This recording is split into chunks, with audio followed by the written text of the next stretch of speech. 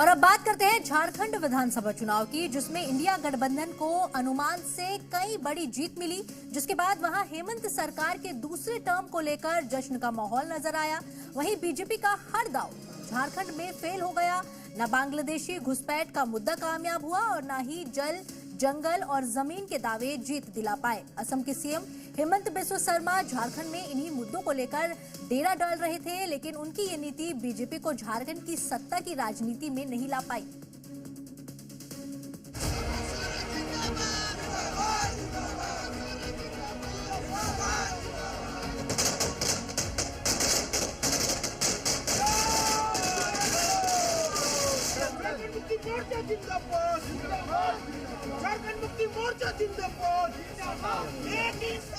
जश्न की तस्वीरें सामने आई झारखंड की राजधानी रांची से, जहां गठबंधन को मिली जीत उनके लिए थोड़ी राहत लेकर आई।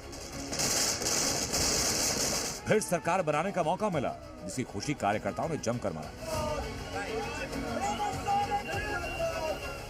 झारखंड के एग्जिट पोल में एनडीए और इंडिया गठबंधन के बीच कड़ी टक्कर का अनुमान जताया गया।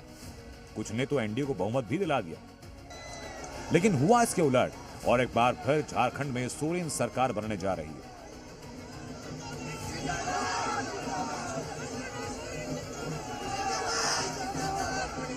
रांची में इस जीत पर झारखंड मुक्ति मोर्चा के दफ्तर में कार्यकर्ता एकजुट हुए और इंडिया गठबंधन की वापसी का जश्न मनाया।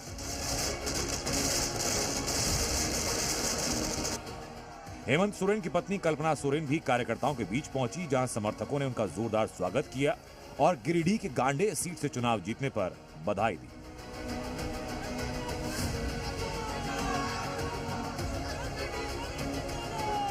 तो वहीं कल्पना सोरेन ने इस जीत को विकास की जीत बताते हुए दावा किया, आने वाली सरकार जनता की सरकार होगी।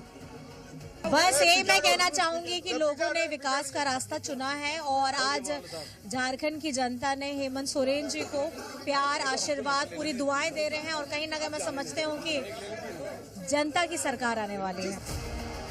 तो वहीं जेएमएम कार्यकर्ताओं ने इस जीत को जनता का आशीर्वाद बताया।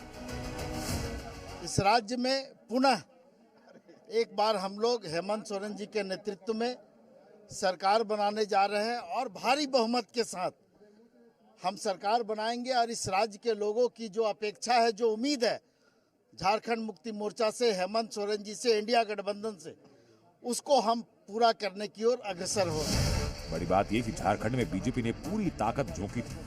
ऐसे कई चुनावी मुद्दों को हवा दी जिससे सत्ता की चाबी उनके हाथ लगी। इस चुनाव में बीजेपी ने बांग्लादेशी घुसपैठ के मुद्दे को केंद्र बिंदु में रखा, बेटी और माटी पर कब्जे का नारा दिया, चुनाव जीतने पर घुसपैठियों को बाहर करने का दावा किया, धर्मांतरण और आदिवासी संस्कृति पर खतरा बताया, जल, जंगल और जमीन के खतरे में होने का दावा किया। पीएम मोदी और अमित शाह की रैलियों में भी यही मुद्दे हावी रहे, लेकिन ये मुद्दे प्रभावी साबित नहीं हुए। झारखंड की जनता ने पूरी तरह नकार दिया और हेमंत सोरेन के सिर एक बार फिर सत्ता का ताज रखा। झारखंड में जेएमएम, कांग्रेस और आरजेडी ने मिलकर चुनाव लड़ा और इस जीत को उन्होंने भी विकास की जीत बताया।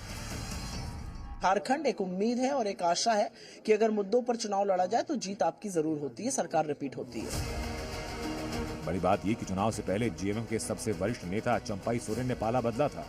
जमीन घोटाले के आरोपों में घिरे हेमंत सोरेन जब जेल गए तो चंपाई सोरेन को सीएम पद की जिम्मेदारी दी गई, लेकिन सोरेन जब वापस आए तो चंपाई की कुर्सी गई, जिससे नाराज होकर उन्होंने पार्टी की कमान छोड़कर कमल को थामा। बीजेपी को उम्मीद थी कि इससे आदिवासी वोट बैंक का उन्हें साथ मिलेगा, लेकिन जनता में सोरेन के प्रति जागी सहानुभूति से बीजेपी के दावे और वादे धरे के धरे रह गए और गठबंधन एक बार फिर जीत गया। रांची से धीरज ठाकुर के साथ ब्यूरो रिपोर्ट, जी मीडिया।